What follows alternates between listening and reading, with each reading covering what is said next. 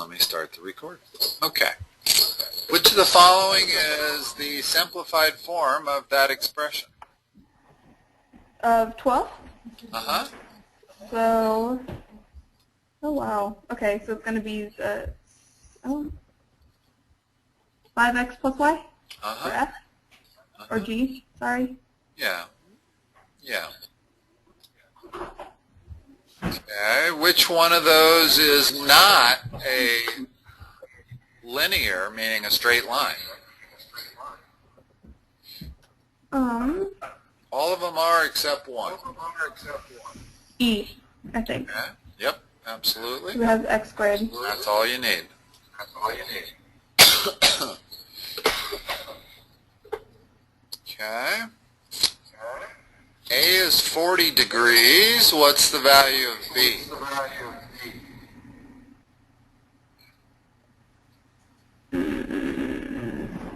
Is it, would it be h? Because you have to have, they have to be and the other one have to be equal? Well, you got that part right. The others have to be equal, but that doesn't make it h. It makes it g. Oh, sorry. Because it would have to be 70, 70, 40. But the key to this problem is to recognize, because they're going to give you this problem in various disguises. The number one thing to recognize is that all radii are equal in a circle. So this has to be an isosceles triangle. And opposite angles are also equal. So B is equal to this angle over here. 15, can you read that? Oops, no, you can't. Okay. Okay.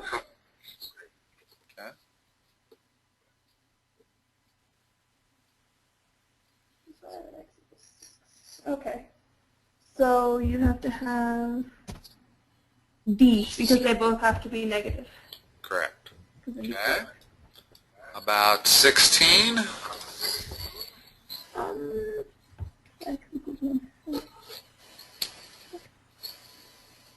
Then you get 2 halves.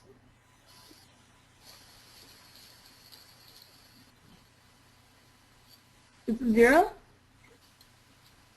Or, no, because it's, oh, that's annoying.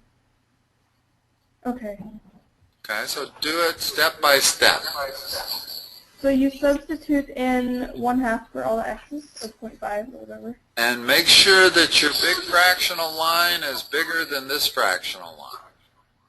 Because otherwise you could easily get confused as to what's being done. So what is that equal to?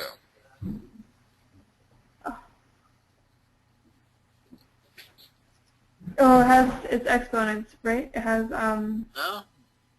negative exponents? No, if there's no exponents involved. Do it on your calculator. Do 1 divided by 0.5.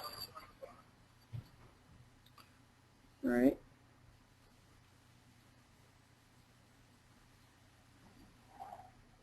Right, 2. Okay. So now what's the answer? So 3? Or K? Yes. Now tell me how to do this. Without the calculator?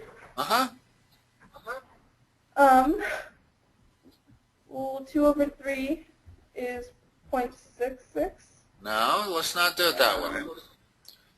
Okay. When you are dividing by a fraction, you multiply by its reciprocal. So this is the same thing as 2/3 multiplied by 5/4. Okay? Oh.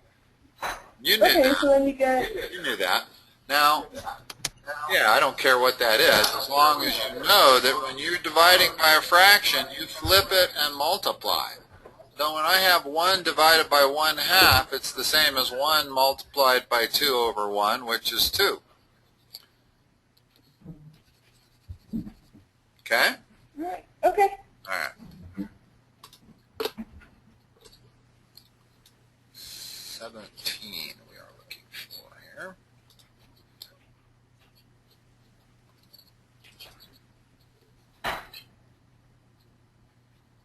Boy, I've been doing so much ACT tutoring lately that it's hard, I bet. it's hard for me to remember who. I feel like I've done these with you already, but I keep pretty Nope. good track. Yeah. Me. Okay, 17.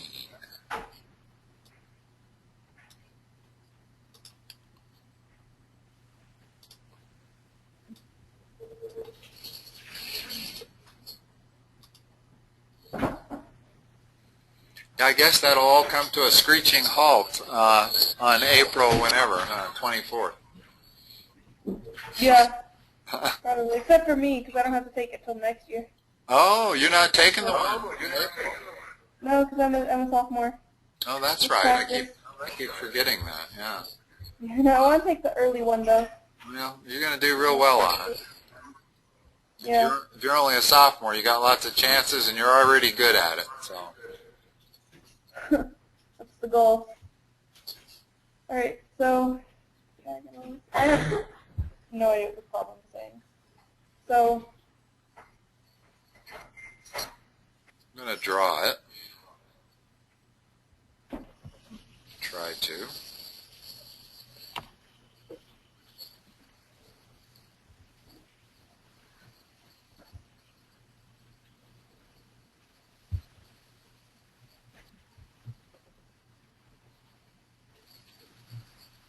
Okay, this is 5 comma minus 1, and they're telling us this point over here, M, is minus 1 comma minus 4. And they want to know this point up here on the far right. alright. So then I don't remember the equation for the diagonals. That's what they want you to do, right? Well, Is the midpoint formula? diagonals of a rectangle do what? If I just take a regular rectangle and I make diagonals, what do those diagonals do to each other? They split it in half and make the midpoint? They bisect one another, exactly. So this question really is a midpoint question. It's telling you that there is a line, that's one end of it, and this is the midpoint of it. What's this end up here? So can you just calculate that with the x's and y's? Or do you have Yes, to know the that's exactly the way to do it. It really is actually a very easy problem. So up here would be 10 for x? How far is it from minus 1 to 5? 6. Okay, so we have to add 6 to 5, right? Yeah. So the x-coordinate has to be 11. How far is it from minus 4 to minus 1?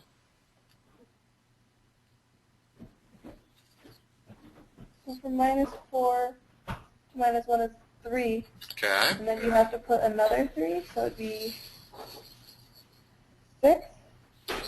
No. You add the 3. You add the 3 to a negative 1. Yeah. Okay. So that's the answer. But let's go back a step. Let's look. Let's say you didn't have a clue that this was the midpoint. Well, you can get a lot by just eyeballing this thing. Notice that A can't possibly be correct. It's got a negative x. B can't possibly be correct.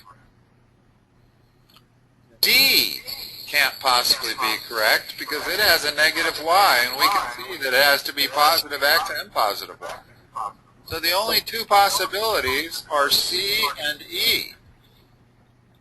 And in fact, when we got the x-coordinate of 11, we were done. We didn't even need to do the math or waste the time to get the y-coordinate because they only gave us one x-coordinate of 11. Okay. Okay. But worst case scenario is if you have no idea how to do this, it's a 50-50 guess. It has to either be C or E. Okay. I'm go wrong with guessing. Okay.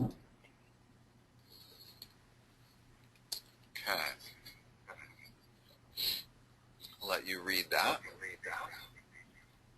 Okay. So, you'd have to do 63 is equal, oh man.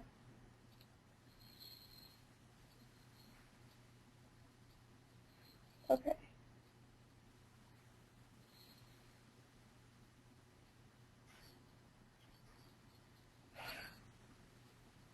I bet you've done stuff like this before, where you go out Yeah, I know I have.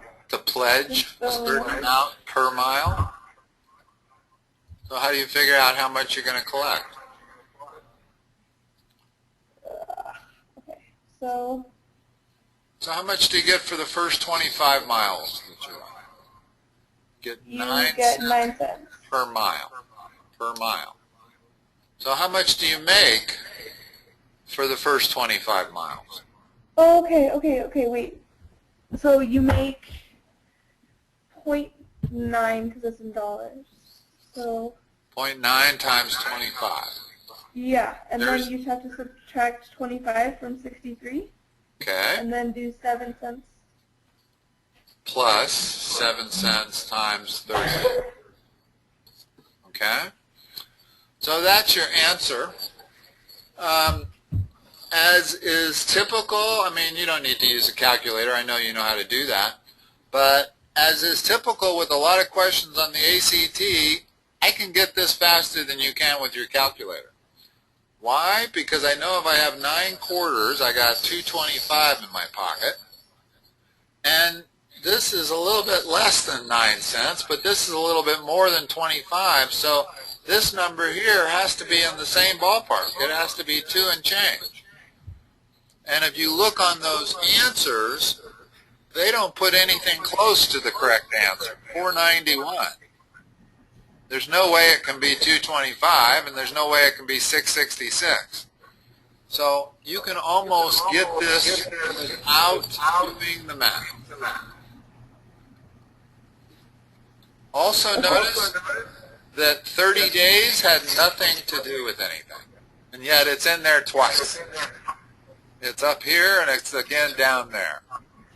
Yet it didn't have anything to do with the question.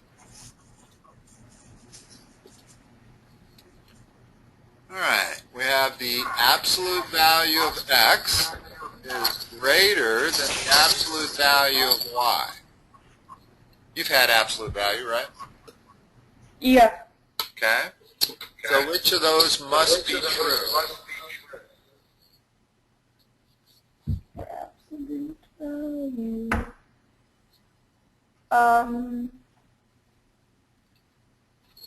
You basically just have to kind of go through and check each one. Would it be E? No. Well, oh, duh, it's A. No. Notice that in other words, what we're going to try to do here is disprove every situation. Yes. That's how we're going to answer this. So let's start with the one you gave me, E. Does x have to be greater than y? Well, I don't know. There's x. There's y. X is not greater than y, but that's still a true statement. In other words, x is minus 9, y is 5. 5's bigger than minus 9. So x does not have to be greater than y. X also doesn't have to be greater than 0. Same situation. Okay. X less than y? Well, if I do that, x is not less than y. Keep going. So then, oh man, okay.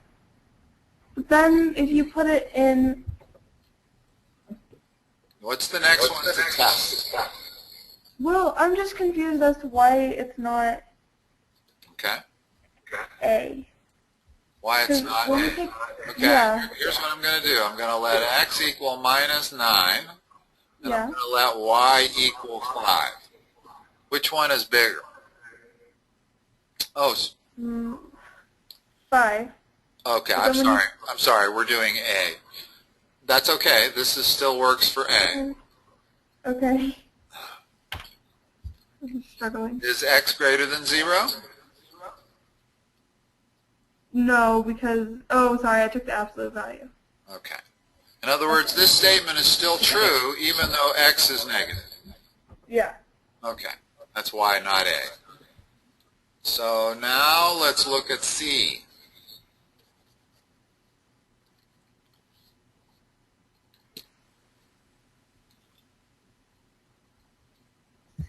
Okay.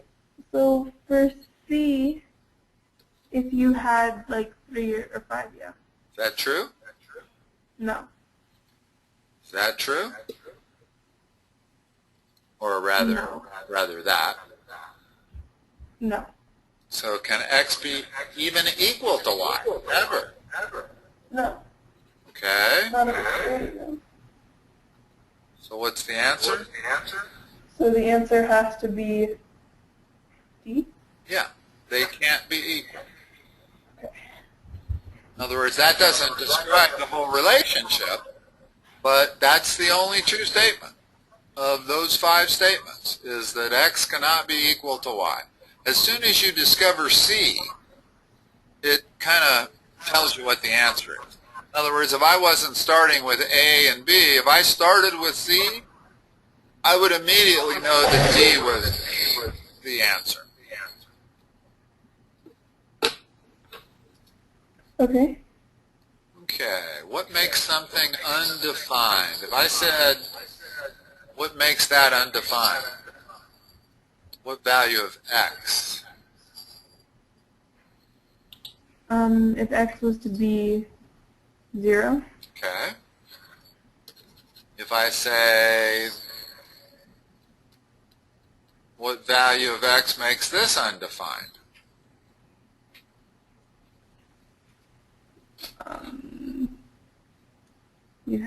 For it to be 5, because then you have 5 times Very good. 4, which is 100. Does that make Very sense?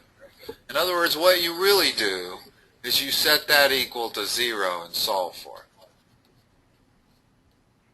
it. All right.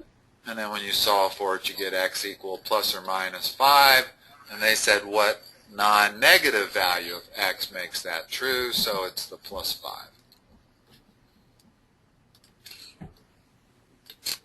Okay.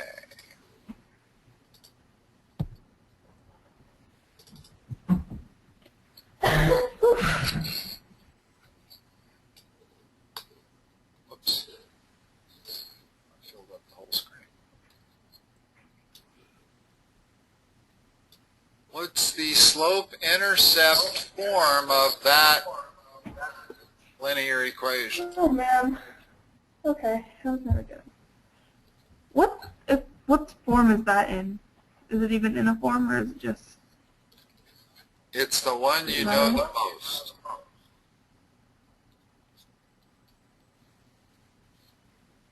The 3x plus y plus.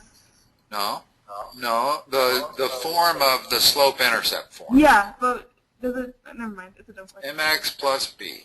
Isn't that the one you know the most? Yep. Okay. And m is what? So. What's M m? would have to be the No, value. I don't mean that. I mean, what is Oh, it? it's the slope, And what's b? the y-intercept. Hence the name, slope-intercept. Alright. Okay? In other words, you can figure out the form by the name of it, because the other one we have is point slope. Well, point slope is this one, but I don't know that you're ever going to need to use that on the ACT. Most everything is kind of built around slope-intercept. So put this in slope-intercept form, and which one is it? Okay. So you have to subtract y and then multiply it by... Okay, look at all the answers have a positive y equals something. Yeah, so then it would have to be... If we move y to the other side, first thing that's going to happen is it's going to get a negative sign, and then we got to deal with that. So it's better to leave y positive. In order to leave y positive, what do we have to do? You have to subtract everything else. Yeah. So what do you get? By -1. So you get y is equal to 3x minus 8. There you go. See. Now, it wouldn't have been incorrect to do what you were going to do. I can still get there, but notice how much harder it is. Because now I got to go through and divide every term by -1.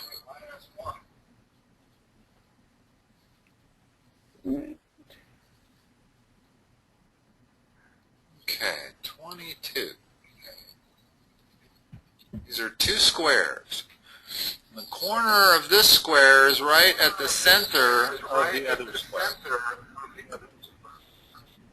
It's the area of the shaded region.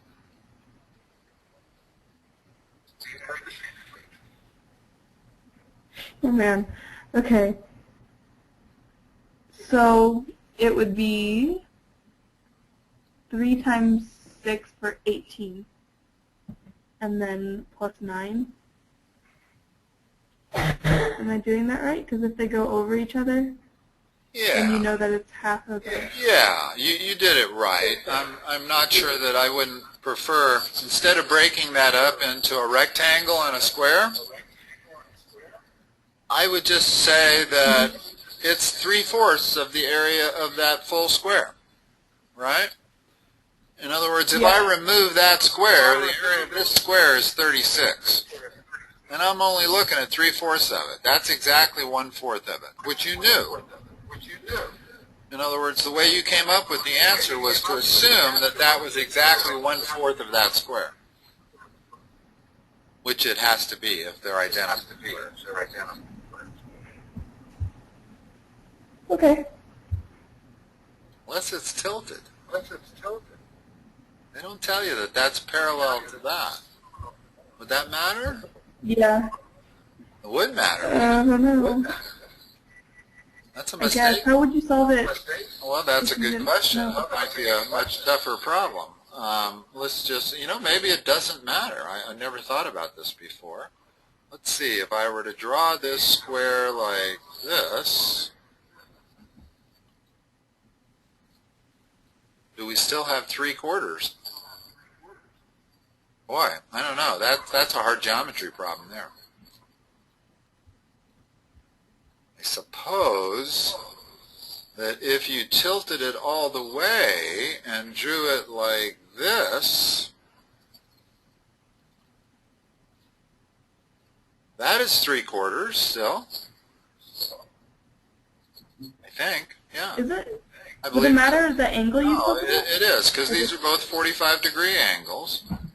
So this thing could be divided up into 4 isosceles triangles, and we're looking at 3 of them, all the same.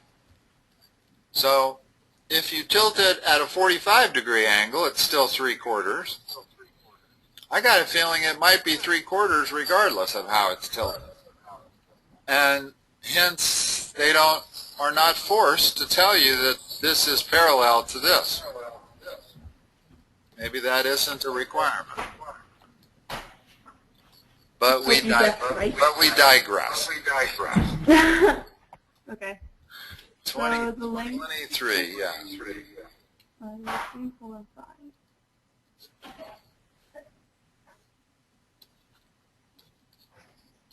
What kind of triangle is that? 3, 4, 5.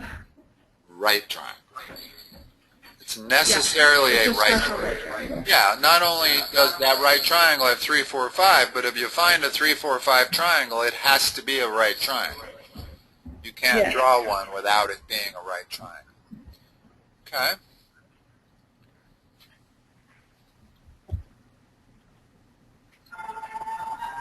we're saying sorry, my mom's phone. here's a similar triangle. You know what similar means, right? Yeah, and it has a total of 36 inches. As a perimeter. In other words, whatever y is, x is, and z is, they add to 36. What is x, which would be the shortest side? Oh, man. Would you just have to substitute in all the answers they give you? No, or is there a way? it's pretty straightforward. Because they're similar, the similarity ratio applies not only to the congruent sides, or the proportional sides rather, but it applies to the whole perimeter. In other words, if this perimeter here is how much? It's going to be 12. And this perimeter here is 36. 36, that's by 3? So you have 9 for the... Yes, exactly. And it's because perimeter is still a linear measurement. If I wanted the area difference of these, that's a whole different story. But as long as we're sticking with linear dimensions, in other words, this didn't say 36 square inches. Perimeters are measured in linear measurements, just like the sides of the triangle. So if the similarity ratio, which compares linear comparisons, if the perimeter is 36 to 12, that makes the similarity ratio 3 to 1, and every side has to be 3 times as big. So this is a 9, 12, 15 triangle. And you could experiment a little bit if you wanted to with that. You know what I'm saying? In other words, let's say you weren't sure how to go about it. But you figure, well, it must be multiple. Let's try this multiple. Is that perimeter 36? No, it isn't. Well, let's try one up. Let's try this multiple. Is that perimeter 36? Yes, that's our answer. Okay. You see what I'm saying? Is that sometimes if you don't know the math, if you don't know that geometry aspect, you can still get the answer by just a little trial and error. As long as you understand similar triangles means that this is a multiple of that. Every side is the same multiple of this side. So it's all just like fractions going in? They all have to be... All the ratios are the same. Similar? Yeah. In other words, it's called a similarity ratio. And a similarity ratio is the ratio of this side to that side, 3 to 1. Same ratio as 9 is to 3, same ratio as 15 is to 5. If that wasn't all true, these two triangles would not be similar. If I made that 16, those two triangles are not similar. Well, and I can't just make that 16, but that's what I'm saying is that for these two triangles to be similar, the ratios have to all be the same. This angle here has to be the same as this angle here, and this angle here has to be the same as this angle down here. Okay? Okay. All right, let's wrap it up there. I'll make a note. We got through 23. We'll pick up Wednesday. Now, are we still doing 4:45 on Wednesday? Yeah, that works just fine. Yeah, last week we did have a little asthma thing. Does 4:30 work? Yeah, 4:30 works. Let's move it to 4:30. I don't know why I had it at 4:45. And that way I could just do you consecutively, David and you. But, yeah, there's no problem about last week. I don't have any problem with cancellations if it's an online session. It's pretty easy for me to handle that. Different than, if I go to meet you at the library and you don't show up, then that bothers me a little bit. But, yeah. No, online. David got really sick last week, and so we had a little incident. I hope he's better today. I feel for him because I've been suffering my own allergies for the last couple of weeks. Oh, yeah, it's been nasty. It has been. All the dust. Yep. All right, well, thank you. All right. Talk to you Wednesday, Sarah. Bye-bye. Bye.